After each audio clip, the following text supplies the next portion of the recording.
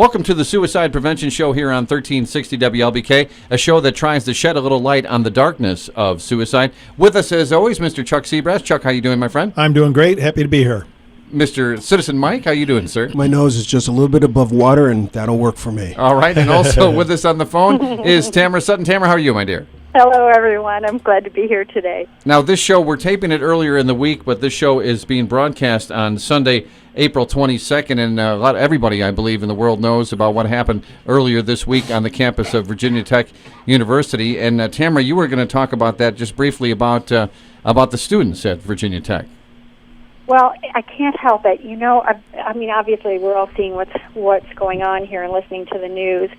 But I had to just stop for a moment and try to understand Cho Seung-hui, the young man who just went on this very obvious expression of rampage. And I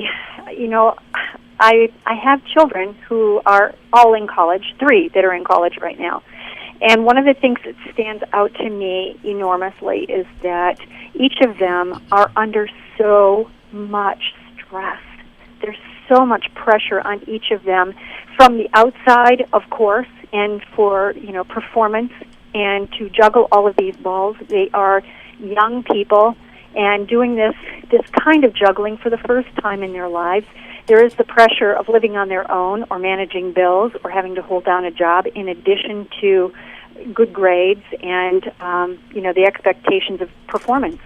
And what I found as a result of my little search was that the College Health Organization says that there are 44% of students in the nation are so depressed that they're unable to function, and they miss classes, or they miss work, or they miss projects, or they miss out on who knows, their life, because of a depression that is really difficult to ignore within their lives and in their actions, and yet probably are having also difficulty in even identifying that it's going on. They're sleeping more, or they're eating more, or they're not eating. 10%, it says, and I think this is a gross underrepresentation, but the study said 10% reported considering suicide. These are the kids that even had an awareness of it to speak up and say, yes, I'm considering suicide. I'm so depressed. And I'm sure that it's much higher than that.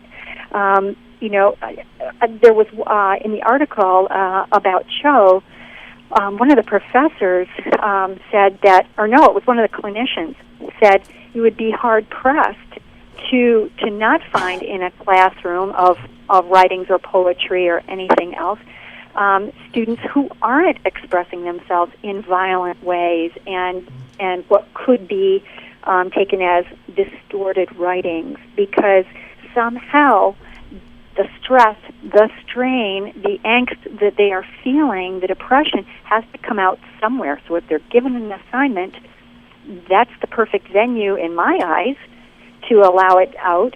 And yet, where is the follow-through, and where are the resources that are at their fingertips if they need them? Again, I come back to, though, many kids, students in particular, are afraid of reaching out and saying, I'm feeling depressed, because they don't want to get scooped up into that health norm that's going to medicate them or institutionalize them, or just the stigma that comes along with that, in that they're not normal. And what they're doing right now at this age is trying to be anything but abnormal. They want to be as normal as possible and fit in.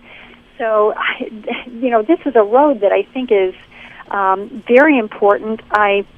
This is a horrifying thing that has occurred, and my hope is that from this, and with our talk and many others, that we will now look more closely at the pressures that we're putting on the kids, and and on our resources for them as well. Okay, very good. And Michael, you were nodding your head during that, and we have a guest here in the studio that you wanted to introduce as well. Yes, and Tamara, thanks so much. You have given us a gem, and I hope that our listening audience will take that gem into their heart and to their minds or souls this week as they express themselves with other people.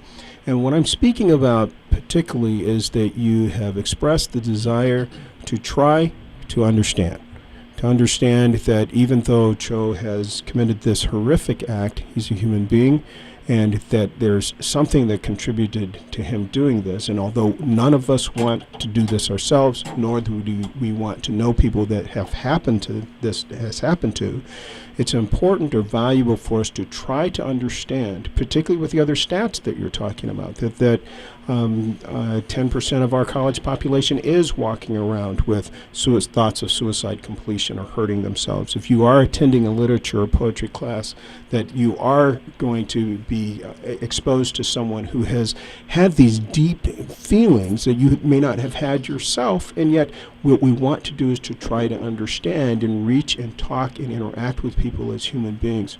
And toward that end, we are fortunate to have with us Dave, which, if you remember a while back, Susie visited us, and she had a terrific, fantastic story in terms of her journey of recovery. And Dave has come to the studio to talk with us a little bit about the Virginia Tech incident, as well as his own story of recovery and that sort of thing. So, Dave, welcome to the studio. Glad to be here.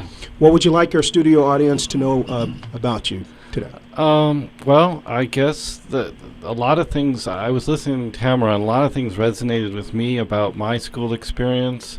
And my experience, I was diagnosed with schizophrenia when I was 29, which is a long time after I was in school, maybe about 4 years. But I had a friend in college who came up to me and said, last night I just tried to commit suicide. And at that point, I was like stunned. He since has recovered, and I haven't talked with him about it since. But yet, it resonated with me that how many people are pressured in school to do well, and even when the other thing that came to mind is the pressure to be normal. When I was working and started to get sick, so much of the stigma I had was like, I have to remain normal. I can't let anybody know, and that was really tough. And so isolation is very common, I would think, for people who are in depression or dealing with mental illness or anything like that.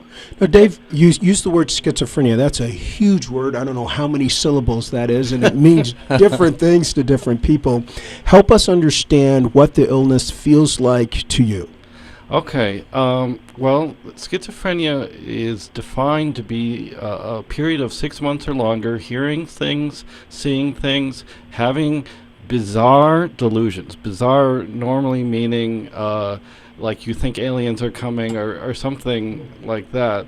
And a feeling of persecution or fear that people are out to get you, or grandiose thoughts like I'm the president, or I'm the reincarnation of somebody, or whatever, or that I'm an angel, or sort of those kind of things. Mm-hmm. For me, I had feelings of unknown persecution, like someone was out to get me, but I couldn't figure out who.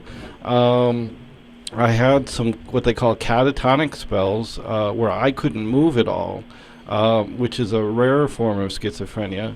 And I also had about a 6-month period before I sought help, and I did have some suicidal ideations during that time. Mm-hmm. Now, you were saying it, you called it bizarre, okay? And yeah, the alien thing, I think most people would understand that to be bizarre. I think you were telling me off the recording time about an incident where the flat tire thing happened to you. Right. Tell us a little bit about that. Well, when I was sick or becoming sick, I had a flat tire, and my reactions were very much enhanced during the beginning stages of the illness.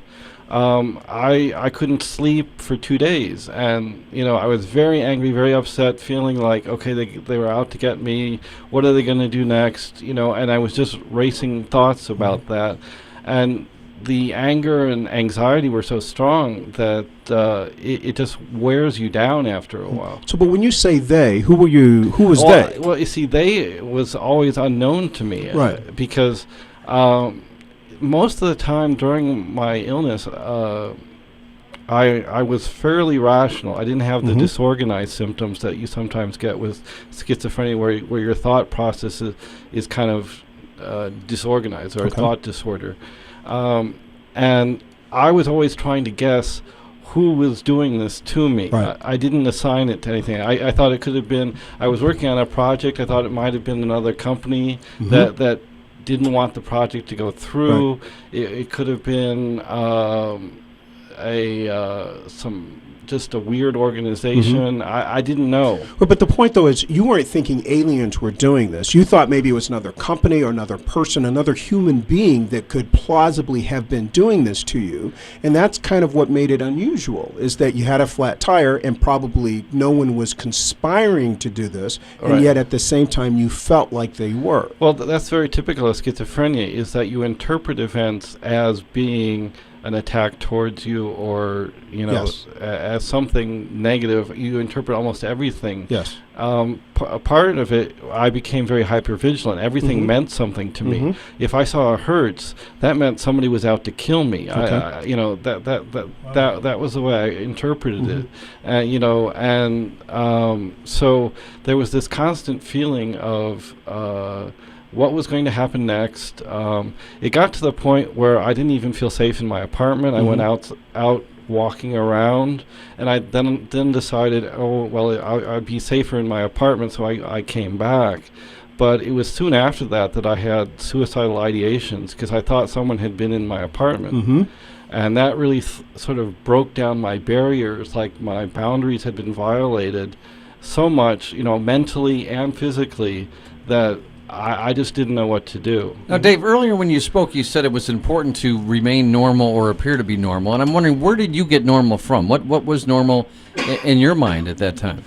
Well, normal was not telling anyone I was hearing voices or seeing things or having catatonic spells or anything, and trying to get my work done during the day and just moving on in life, and hoping against hope, as we call it, that things would get better, just out of themselves. A lot of people with mental illness do not recognize that they have mental illness. Right. And so they're sitting there thinking, well, something bizarre is happening, it must be true. So you hear the voice, okay, and do you know for sure that it's not somebody talking to you? Or, how do you get to the place where you begin to understand that there's not someone there? Because you hear the voice, right? Right. Well, for me, the voices mainly came when I was alone at night. Okay. So I didn't have trouble distinguishing between what was said by someone and the voices I heard. Okay.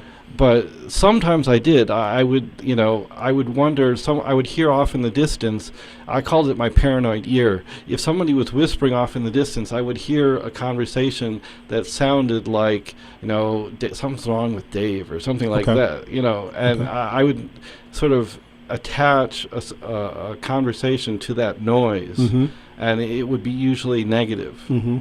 And I think we're learning from Dave, excuse me, Mike, but to reiterate something you said on a past show, where we talk about isolation, and the isolation leads to suicide because you're not sure what's normal anymore. And as you said, Dave, you try to hide away, if you would, and try to get rational thoughts back in your head, and that could lead to disaster. Right. I thought other people might catch it, whatever I had. If I wasn't sure whether it was a spiritual illness or, that whoever I told might become an object of harm of the mob or whatever was out to get me, they would get the person I told. So I remained fairly isolated. So how did you get Dave then from where you were then to where you are today? Right. Oh, that's a long story, but I'll tell you, since this is about suicide prevention, that night I was fairly suicidal, but yet what kicked in with me, which I guess doesn't kick in with a lot of people, was sort of this will to live. You know, I started the attempt, and then all of a sudden I started crying, like, how could I do this to my parents? You know, I looked at a photo album, you know, and that sort of kicked me out of it. So then I went and tried to get to a hospital. And this is the funny story. I took a taxi to a hospital late at night. This is after feeling suicidal, and I get up to the admission window, and the receptionist picks up the phone right before I get there. And to me, my paranoid thoughts were like, okay, they're warning the hospital not to let me in. So we then have a short conversation, and I say I'm having trouble seeing things, hearing things, and she asks, how long has this been going on? I said about 6 months. And then she says, well, I guess you're not in crisis. You should probably go to a mental health clinic. And that just reinforced to me the sense of, okay, I reached out for help, and it was denied, and the paranoia got worse. And I didn't go to the clinic because I thought, it just added to that sphere of how many people were in on this. And Dave, did you have a sense of time, how long it had been really for that this has been going on in your head? Well, even now I have trouble I remember all the things that happened, but the sequence of how they, when they happened is a little confusing to me. Okay. This is a fascinating insight. I'm sorry, we have to take a quick break, but we're going to come right back, and we're talking with Dave, and we'll be right back here on the Suicide Prevention Show here on 1360 WLBK.